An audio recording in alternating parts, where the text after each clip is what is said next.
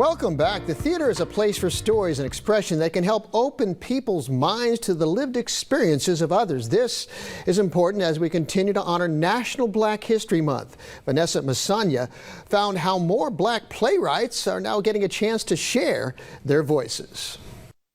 When I say to you the word diversity, I'm pretty sure the first thing that pops into your head is not William Shakespeare. However, I just spoke to a playwright who has made it her mission to prove that the classical stage is a place for voices and stories just like hers.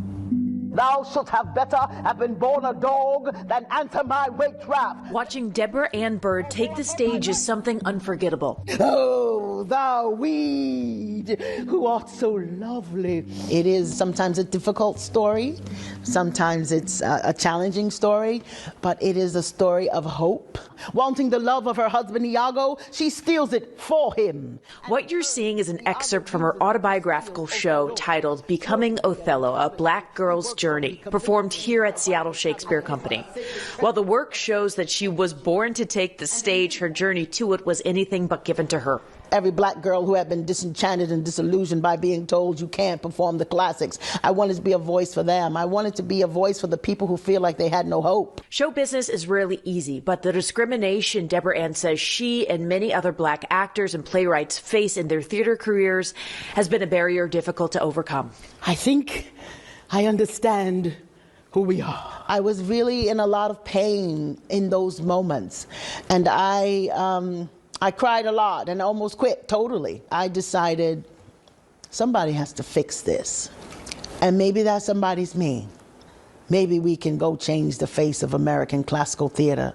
According to the New York Times, the Broadway theater season right before the pandemic featured only 2 black playwrights. The season after it and the nationwide racial reckoning, there were 8. This represents some of the progress made in American theater, especially when it comes to featuring the work written by black playwrights, as theater is a powerful way to open minds. There is a commonality of lived experience that we can connect to, whether it is our own lived experience or not.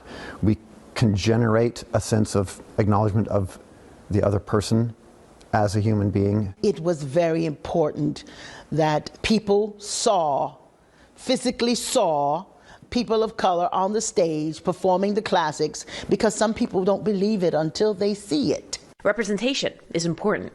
Deborah Ann fell in love with Shakespeare in the 90s when she saw a black troupe performing his work. It inspired her to later start a theater company featuring actors of color and to found the Harlem Shakespeare Festival. She herself has played Othello 3 times.